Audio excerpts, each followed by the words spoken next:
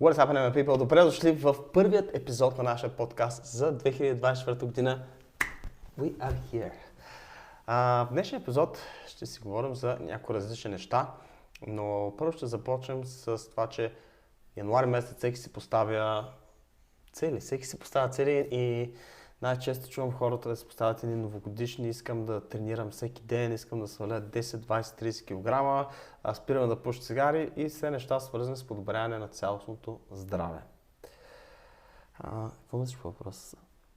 Аз съм от тези хора.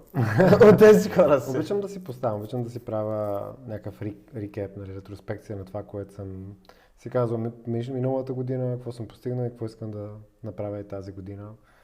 Добър начален момент е да почнеш нещо или ново, или просто да прегледаш какво си направи, най-вече какво не си направи, тази година искаш да пробваш пак. Някъде четох, че със сигурност, когато си поставиш цел да започнеш от примерно дали ще е 1 януари или от първия ден на месеца или от първия ден на седмицата, шанса да задържиш този навик е много по-голям. Така че има магия в поставянето на резолюшени и в поставянето на цели в началото на годината, но това, което аз забелязвам, ще го чета като грешка при хората, масово искат масово целта е обвързана с крайен резултат, а не обвързана с изграждане на някакви навици. Тоест, искам да сваля 20 кг. Кои са нещата, които ще доведат до свалянето на тези 20 кг? Служи си като цел, в случая да се храниш здравословно и да тренираш. Нека да започнем с едно единствено нещо. Искам да тренирам 15 пъти януари месец. Или искам да тренирам 10 пъти януари месец. Това е цел, която е обвързана с действие. От своя страна тренировките, които ще правиш по време на този първи месец, са нещо, което в последствие ще ти донесе крайния резултат, който искаш, именно да свалиш тези 10, 20 или 30 кг. Просто трябва да създадем навици. Докато това, което аз забелязвам, е, че искам да сваля 5 кг януари месец. Добре, ти ги сваляш и... И после ги връщаш. Да, стигаш. Реално крайната цел, когато достигнеш до нея, да речем, че ти си 100 кг, искаш да станеш 70 кг, ставаш и какво се случва? В смисъл, като достигна до 70 кг, ако нямаш навиците, които са свързани с поддържането на тази добра физическа форма, няма да ги задържиш за дълго време. Тоест целта не е да постигнеш ни килограми и после да ги върнеш, а по-скоро да промениш начина си живот, така че винаги да се добавя. А в стъпките как го правиш, например? Как според теб е най-добрият подход, например, ако си направил, сложил си някаква цел, която е хубаво да е конкретна, така че някой път 5 кг, има и ползи от това да е нещо конкретно, но как реално ти конкретно подхождаш, например, когато искаш да направиш тези навици, които да помогнат да стигнеш тези 5 кг надолу, например? Въпреки че едва ли искаш да сваляш 5 кг. Така, също свалям килограми за състезания, когато ходя, но това, което пак казвам, аз препоръчвам на хората, когато някой дойде и ми каже, искам да сваля 10 кг. Ми казвам, не дей да слагаш толкова голяма цел, защото шанса да постигнеш да свалиш 10 кг е малък на база на историята ти до сега с опитите, така че нека да поставим за цел да свалиш 1 кг. После 100 кг сваляш още 1 кг. Поставяме цел 10 пъти да свалиш по 1 кг.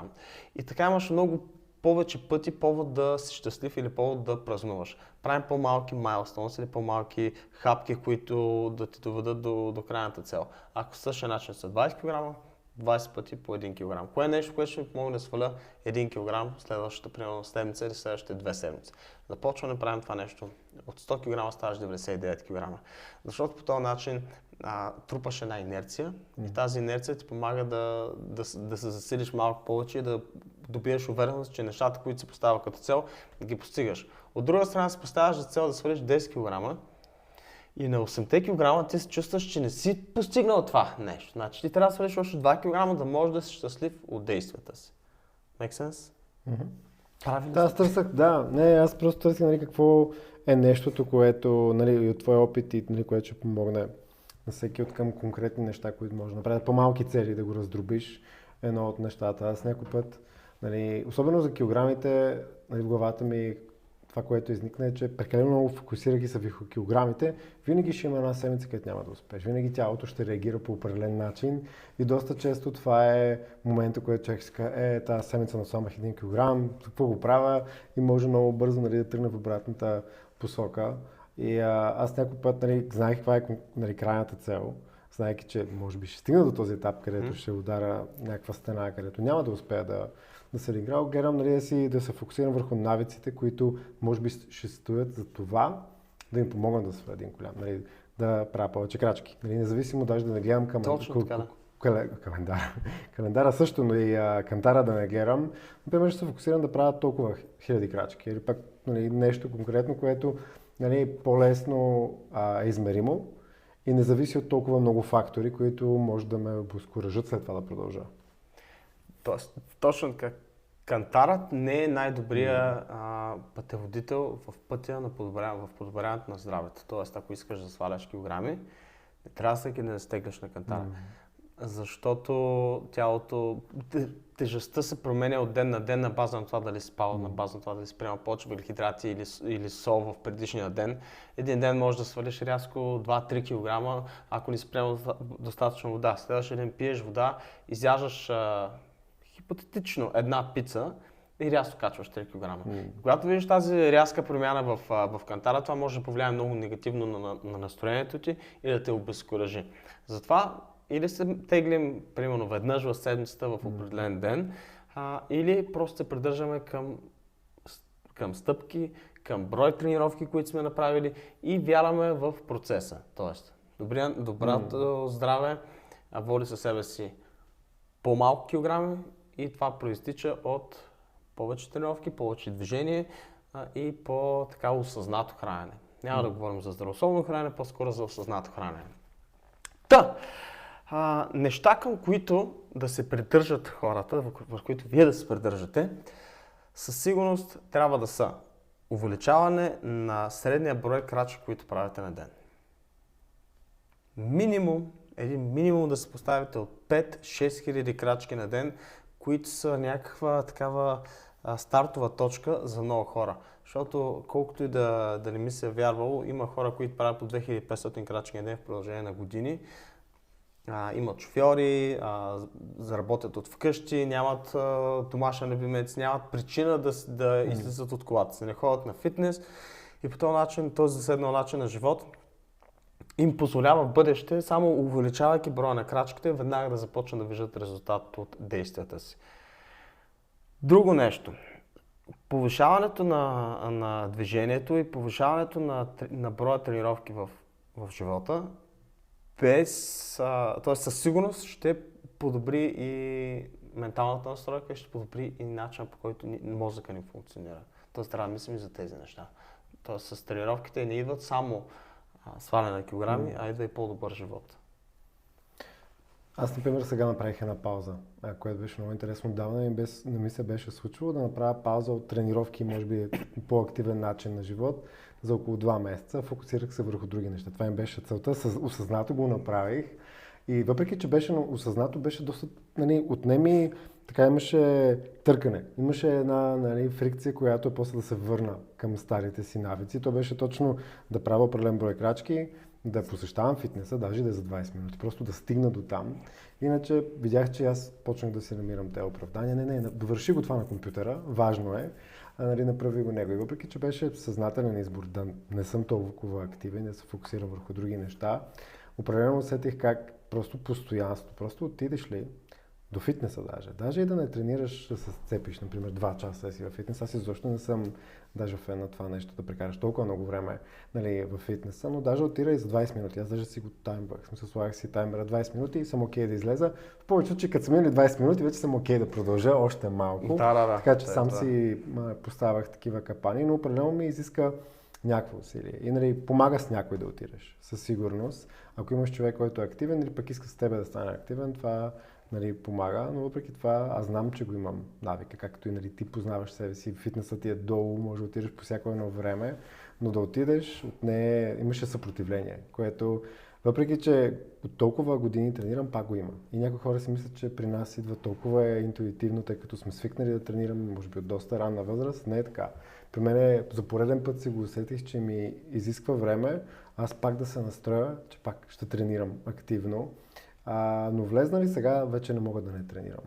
И загубите, които може би не съм ги осъзнавал по време на периода, в който реших да не тренирам, са точно както казах, и нямах такава даже концентрация върху някакви неща. Чувството след това да излезеш от фитнеса и вече този допамин, който си докарал, толкова по-различен начин говориш с хора, обсъждаш някакви неща и си го усетих и особено в сутрешната тренировка и после да отида в офиса.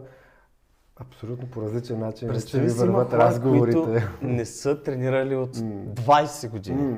Разбираш, ние усещаме по какъв начин влияе липсата на тренировки, липсата на така засилено движение в живота ни в рамките на 1-2 месеца, защото аз също приоритизирах, ние двамата работим върху един същи проект, върху Health for Wealth и приоритизирахме доста фокус дарахме на този проект, за да може да го развием по-бързо.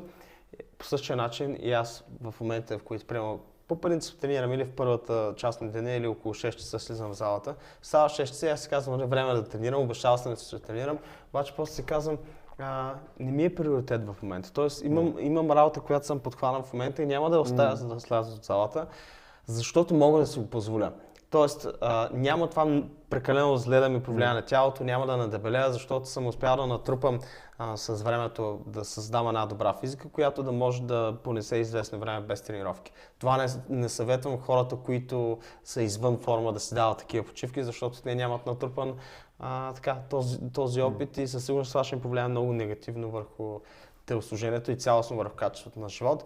Но да, и аз усетих може би в рамките на месец и половина-два, но те се натрупаха много неща. Имах някакви кожни заболявания, после се разболях пък, после Тарек се разболя, нали? Всякакви неща, които ми се изпречваха на пътя. Просто си казах, няма да се насилвам толкова много, ще дойде правилния момент, но със сигурност имаме сезони в живота и човек трябва да набляга на нещата, които иска да се развият. Нали, има хора, които са развили бизнеса и трябва да се обърнат внимание на тялото, защото това е много важно, за да можеш да оперираш по-добре в работата си, е добре да си физически здрав. Аз съм физически здрав, трябваше ми да отдам повече важност на бизнеса, който развивам в момента, за да може той да поема нагоре.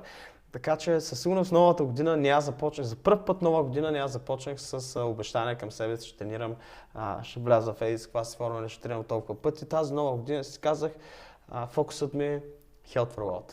Фокусът ми, нали, тренировките са си така интегрирана част от живота ми, която няма къде да отиде. Винаги ще намеря време с това нещо, но със сигурност няма да давам толкова голям фокус върху това, по-скоро продукта, който създаваме, помага на прекалено много хора, за да ние в този момент да приоритизираме себе. Може би си го знаеш, както и аз го знам, че продукта ни е свързан толкова с здравето, така че ти знаеш, че покрай продукта така иначе ще се случи, но по същия начин аз, между другото, си го мислих, че защо си го слагам като някаква по-основна цел, тъй като вече съм си го изградил като навик. Не е нещо, което на мен ще ми изисква супер голямо усилие, искам нещо, което не съм правил до сега, или пък нещо, което искам да ми е основен фокус, изграждането на успешна компания от старт.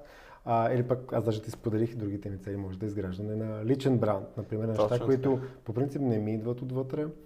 Изисквам и нови навици, които трябва да изграда, за да стигна до там, които усещам едно съпротивление, когато тръгнат. Фактът, че усещаш съпротивление, в повече случаи натам трябва да тръгнеш. Означава, че учиш. Да, означава, че наскоро нещо... точно четах една супер, тя е супер известна книга и много хора я препоръчват.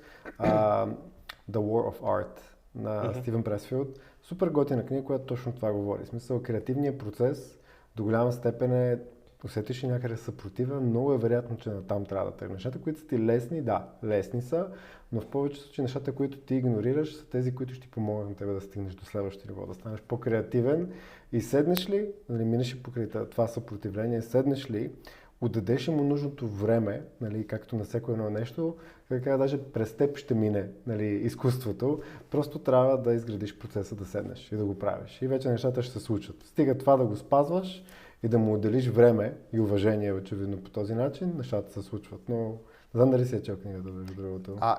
Имам я, но не съм я чел. Тоест започнах да я чета. Нали, само да подчертавам, че не говорим за изкуство на войната, а за войната на изкуство. Нали, за War of Art, обратното нещо. И наистина, когато преди да си я купя, четох ревюто за нея и изглеждаше, нали, точно като нещо, от което имам нужда. Но като една от многото книги, които съм взел, просто ни е дошло времето, се стои вкъщи. Със сигурност изграждането на персонален бранд, ние дори нещо, по-рано го дискутирахме това нещо, изграждането на персонален бранд със сигурност помага в бизнес отношения. Тоест, един бизнес трябва да има лице или лица застанали зад него, които да могат да го развият, защото всеки има какво да даде на маркета по един или друг начин и всеки продукт, който излиза на пазара, има потенциал за развитие. Но ако той не достигне до достатъчно много хора, нали, в момента сме в акселератора Beyond и там говорят, нали, че една бизнес идея, която е валидирана, тя едва ли не, когато създадеш правилния продукт, той ще излезе на пазара, ще го отвее всички, но не винаги е така. Има много успешни продукти, които просто не са могли да създадат достатъчно атракшен и не са били в достатъчно доброто време, но ако съчетаем добър продукт с готовност за работа и с голям рич към маркета, много бързо ще може да получим фидбак за това, което правим. Затова е важно да имаш бранд, който хората вярват в това, което ти говориш, да пробват твоя продукт, защото вярват на теб и оттам нататък да тръгне развитието на самия бизнес. Така че, когато заложиш на персоналния бранд, това ти помага, т.е. ти дава по 2, по 3, по 10, по 50 възвръщаемост, стига да положиш достатъчно много усилия. И моментите, нали, знаейки social media как оперира, има моменти, в които толкова много работиш, толкова нищо не се случва. Има моменти, в които ти идват гениални идеи и виждаш как е имало нужда, много време е имало нужда да мине, за да можеш ти да достигнеш до тази версия на себе, с която интернет има нужда и от която ти се чувстваш прекрасно да даваш и да даваш и да даваш и от друга страна да получаваш attention, което е важното при изграждането на бранда. Очевидно става веднага, нали? То в повечето случаи хубавите неща, нали? Както и може да зададеш едно сладко нещо и тогава ще получиш някакъв immediate reward, като хапнеш един зеленчук, не усещаш веднага реакцията на тялото или пък нали, че се чувстваш по-здравословно. Отнема си време в повечето случаи точно нещата, които имат този нали, отложен, може би е думата, нали, отложената награда са в повечето случаи много по-ценни. Да, но какво означава не става веднага? Кое? Ами обратната връзка. Обратната връзка, например, ако ти пусна някой, който си изгражда бранда, например, което, тъй като говорихме за това, ако аз почна сега да поствам, например, нали, не става веднага, да, как се казва, ти ще го лайкнеш и още един човек ще го лайкне, или пък може по някакъв начин ще им подейства, но изисква се едно постоянство, без да очакваш веднага някаква реакция, така че един отложен нали, реворд, който ще получиш, ще си постоянен и ако вярваш в това, което правиш, ще отразяваш наистина в това, което вярваш. Със сигурност и е така и не е така, защото не получаваш единствено фидбак от лайкове, от коментари, от нали, комуникацията на хората, ти сам си даваш един фидбак. В момента, който публикуваш нещо онлайн, ти автоматично започваш да мислиш как можеш да го подобриш.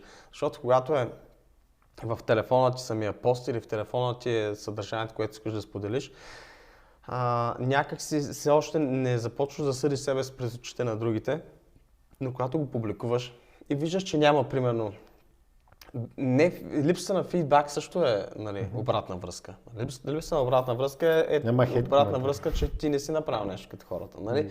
Има хора, които с едно видео изгърмява интернет с тях, защото са успели да създадат правилната емоция, успели са го да го прожектират пред правилната аудитория, което означава, че има вариант, нали, много малък изведнъж бранда ти да гръмне, но по-скоро създаването на бранда работи повече върху теб, отколкото върху интернет образа ти. Тоест ти се учиш как да бъдеш артист, учиш се как да пишеш, учиш се как да разсъждаваш, учиш се как това, което кажеш на хората, ще повлияе на тях. Защото дори с Мила съм си говорил, създаваме съдържание за тези хора. Искаме тези хора да се купуват от теб. Тоест, какво би искал да чуе един човек, който се чуди дали ще купи от теб, и по този начин обръщаме процеса. Тоест, какво би искал да чуе този човек, ние си даваме съдържание за този човек, който таргетираме точно, за да може, нали, в случая да създадем повече продажби.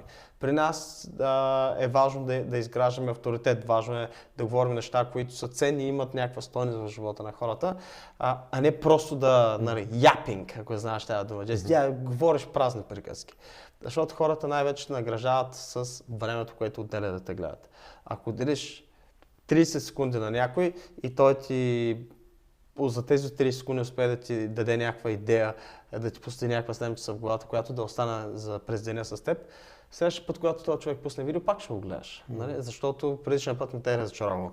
Обаче, ако направиш видео и така го разочароваш този човек, най-вероятно, ако няколко пъти повториш това нещо да разочароваш някой, той ще спре да консумира твоето съдържание. Нали, дори да е безплатно, той плаща с времето си. Времето си, Нали, тук не всичко се плаща с пари, се плаща с време. Понякога трябва да разсъждаваме по този начин. Това, което казвам в началото, много ми хареса. Наистина, в повечето случаи процесът е по-важното. Ти, минавайки през него, след това си мисленето, че ще създадеш някакво съдържание, ти вече минаваш през процеса да анализираш нещата, да ги помислиш, да се поставиш, нали, на тяхно място. И се присещам, даже влизайки в Beyond, как го обсъждахме с тебе, където ние не влизаме да получим финансирането, ние влизаме за процеса и това, което ще вземем, стигайки до това ние да минем през всички стъпки, които ще бъдат необходими, да си изградим нашата идея, за да може да го представим. Знаейки, че не е важната целта толкова с финансирането, а ние да си изградим това, което искаме, чрез процеса, който, нали, ще ни помогне това да, нали, всичките стъпки, които трябва да направим така или иначе, че това беше по-ценното и го виждаме в момента, че реално това е най-ценното. Като пълен кръг прави това нещо, не е важно да свалиш 10 кг и 20 кг, е важно да минеш през процеса. Нали? Да. Не е важно килограмите, които сваляш, важно е човека, в който се превръщаш, когато ги сваляш тези килограми. Нали? Нещата, които научаваш, за да можеш да повториш този процес, да го потретиш. Има хора, които изповядат мисленето, че обичам всяка година да влизам във форма за лято. Тоест, влизам във форма за лятото, знам си процеса, знам от какво има нужда тялото ми. От януари, примерно, до май месец, нали, ограничавам храната си, не влизам в супер крайности, но ограничавам храната си, повишавам тренировките си. Лято съм в добра форма и след лятото наблягам на други неща. Така че имат една цикличност. Аз това нещо също вярвам в него, че може да бъде приложено. Не е за мен, аз обичам да съм във форма през цялото време, но мога да си го позволя на този етап. Може би в някакъв друг момент от живота си това нещо може и да представлява опция, нали, когато ми трябва повече време да го интегрирам в други неща. И проблема не е, че нямам един час, а проблема е, че този един час отсича един работен процес, когато се влязъл в креативен ритъм. Но със сигурност това не трябва да бъде оправдание, този креативен ритъм. Така че, ако искате хората да свалят килограми, да се заобиколят с хора, които искат да свалят килограми. Днес прочетох една фраза, която гласеше следното нещо, че хората са огледала. Ако седиш в една стая с човек, който е изключително продуктивен, твоята продуктивност автоматично се увеличава с 15%, защото ти искаш да се огледала на хората около себе си, не искаш да изглеждаш като човек, който не работи. И обратното, ако стигаш в една стая с човек, който е изключително мързелив и непродуктивен, твоята продуктивност автоматично ще намалее с 30%. Тоест, ако се обграждаш с хора, които тренират, има много по-голям шанс да започваш да тренираш, и ако се заобграждаш хора, които за тях тренировката е нещо изключително неважно, здравословното хранене не намират никакъв смисъл в него, то най-вероятно твоето качество на живот ще спадне рязко. Това много често, като го обсъждал с хора, едно от нещата, които, нали, противният коментар, нали, срещу това е какво аз трябва да си смена приятелите ли, или пък какво аз нямам такива хора, къде ще ги намеря, сега ще търся хора, които тренират и трябва да се наместя около тях, което някой път трябва да смениш средата. Според мен е полезно това нещо да се смени средата. Всичко да? Но пък аргумента този, който нямам такива хора около мене. Не познавам такива хора. Ние, когато не търсим тези хора, си мислим, че ги нямаме. когато започнеш да тренираш, когато започнеш да се занимаваш с бизнес, завъртам го сега през бизнес, когато започнеш да се интересуваш, да занимаваш с бизнес, разбираш колко много хора имаш около себе си, които всъщност и те си в това пространство, в предприемачеството. Когато започнеш да се интересуваш от фитнес, тогава започваш да виждаш тези хора, които те през цялото време са тренирали, обаче не си им обръща внимание, защото за теб това нещо не е било важно. Имаше го като едно нарицателно за червената кола. Нали? Колко червени коли си видял днес? Нали? Най-вероятно много, но не помниш. Но колко коли като твоята същата си видял днес? Най-вероятно, нали, ако една е минала покрай теб, си я запомня, защото тя е същата като твоята. Нещата, които ние ще сложим в мозъка, не отпред в prefrontal cortex, така да го наречем, са нещата, които започваме да му обръщаме внимание. Разпознаваш по някакъв начин. Точно така. Когато си кажеш на себе си, че започваш да тренираш, искаш да влезеш в форма, изведнъж ще видиш колко много хора покрай теб всъщност се интересуват от това нещо. А пък да не говорим, че можеш да използваш социалните си мрежи, като Facebook, Instagram, просто да изпратиш, дали да си публикуваш нещо на стената или да го качиш като полза в Instagram, да кажеш, търся си някой от моите хора, които да тренира, да се присъединя в неговите тренировки, за да мога да имам някой, пред който да съм отговорен или така наречения accountability buddy, и по този начин увеличаваш още повече шансовете си да се намериш такъв човек. Всичко друго е оправдание. Аз нямам такива хора. Кой каза, че нямаш такива хора? Ако нямаш,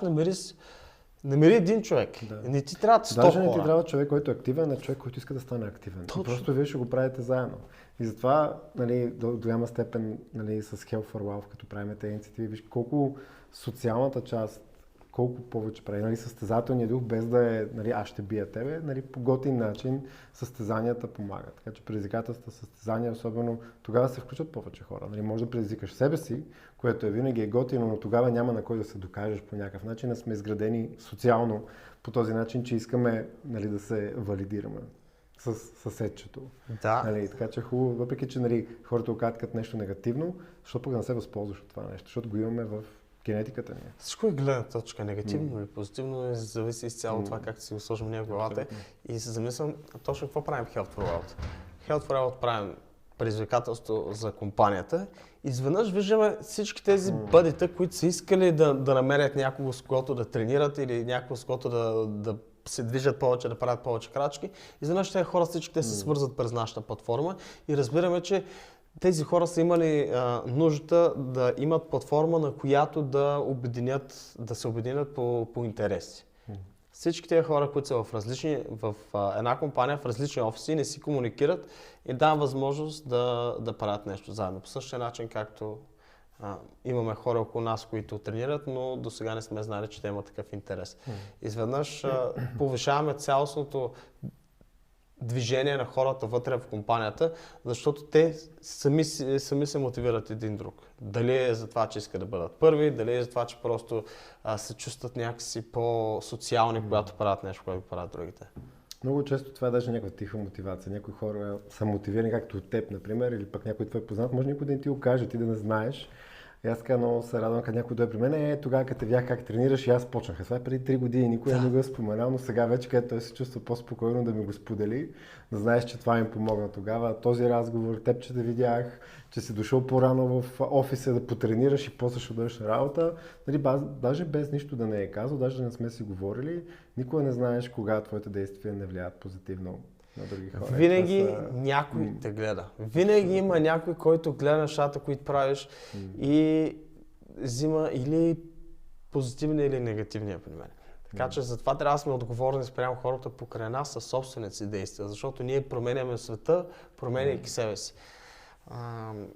Не променяме света, излизайки навън и да казваме, почва да тренираш. Ти ако си достатъчно добър, пример, ако тренираш достатъчно добре, ако си достатъчно добър в работата си, ще успееш да мотивираш хората. Колко хора успява да мотивира Джеф Безос да станат предприемачи? Безкрайно много. Джеф Безос ще излизали да казва, правете бизнеси и така нататък. Не, той просто е добър в това, което прави. Колко хора е мотивирал Майкъл Фелпс да плуват? Колко хора е мотивирал Юсейн Болт да бягат? Просто те са добри в това, което правят, фокусират се върху това да станат по-добри всеки ден и изгряват като един светъл пример. По същия начин, когато ние сме добри хора за обществото ни, ние сме добрият пример, дори без да излизаме и да парадираме с него. В светът на социалните медии, като че ли вече се възприема, че ти трябва да излизаш и да говориш за това колко да си фит и така нататък. Масово се сещам за треньори, които говорят за това, че трябва да си фит, а пък пушат цигари зад камера, нали, зад кадър. Само излизат да говорят, обаче те не звучат искрено. Нали, когато един човек дори само да го виждаш да тренира без да говори, ти може да усетиш неговата искреност и неговата неподправеност. Само Сулек. Само Сулек, this beast. Нали, той и говори за тренировки и самия той е, как да кажа, пример за човек, който тренира всеки ден. Нали, може би не по най-правилният начин, но сигурно успява да мотивира много хора. Това е. Ако в момент на, как да кажа, в януари месец или февруари усетите момент, в който нямате енергия или падате емоционално или не се чувствате на 100%, започнете да тренирате. Започнете да ставате в едно и също време, направете си система, структура, която да следвате, защото когато имате система и структура, тогава успявате да влезете в правия път. Фокус, когато си наредиш една система, когато ставаш всеки ден по едно същото време, лягаш по едно същото време, тренираш по едно същото време, можеш да разчиташ, че за много кратко време ще успееш да се в кавички събереш и да си подобриш цялостно начин на живот. Това е моят съвет към нашите слушатели и гледачи. Ти, ако искаш бърз съвет или да ми разкажеш за маймуната и... Не за кокала. Да. Не, мисля, че оказа супер. Аз най-вече си гледам, нали, това, което е работило при мен, това, което ние си го виждаме, тъй като през цялото време ги обсъждаме тези неща. И то не е на теория, а практически какво е работило при нас, какво не е. Даже и от бизнес, и от лична гледна точка всичко толкова се преплита. Ако нещо си го сложим в календара, то ще се случи. Ние трябва да обсъдим нещо и като го оставим отворено, никога не го обсъждаме. Да. И после аз те питам, ти какво направи? Ти кажеш нищо. Ти какво направи? И аз нищо. И този разговор сме го водили за това, като нещо трябва да направим, какво правим? Слагаме го в календара и то се случва. Сложиш ли си го там, няма оправдание, нали, държиме се ние отговорни. Да, може да го отложиш 30 минути и всичко това се случва. Life happens, както ти преди малко описа. Нали, всички имаме много неща, но сложиш ли го там, вече ти става някакъв приоритет. И затова някакъв ме пита, окей, искам да отслабна, но не го правя, аз го приоритизирам. Как го приоритизираш? Мисля го. Мисленето нищо не е. Какви са стъпките, които ще вземеш? Най-малко 30 минути да отделиш. Нали? Някакво време, което да си го сложиш. Някои хора, може и без календар, evaluate. В смисъл има хора, които наистина са много постоянни и могат да го правят. Аз винаги се възхищавам на Марк Уолбърг и някой пост на неговата рутина и този човек как на 60 години или колко е вече успява да изглежда и да, нали, върви бизнеси. И ти ако видиш неговия график, почва в 4, нали, всичко е сетнато и той си го знае, няма нужда от календар, защото той си действа по него. Това може би е екстрема, което много хора като кажат, окей, не е това, но пък ти показва, че абсолютно в човешките възможности да стане такова нещо. Абсолютно. Не е ли в графика, не се случва и дори миналата седмица помня, че имаха момент, в който ти ми каза, нали, аз те чакам за това. Нали, аз ти звъня и ти казвам, нали, вече свърших с работата, може да дойда до офиса. Ти ми казваш, няма ли да дадеш на среща, която е 2 часа? И аз ти казах, какво ти казах? Не ми е в графика, не знаех, че се случва. Не, толкова много съм свикнал да си слагам неща в графика и да разчитам на него като пътеводител през деня си, че нещо не е ли там, рядко се случва. Нали, неща като примерно аз тренировката не си я вкарам в графика, защото не знам ориентировачно колкото се тренирам, но някои други по-важни неща, които изискват повече фокус от моя страна, са неща, които задължително влизат там. Така че в системата ли, в структурата ли има много по-голям шанс да се случи. Right, that's it. Благодаря, че гледахте, споделяйте, пращайте на ваши приятели, които искат да влязат във форума и се виждам отново в следващия подкаст. Peace!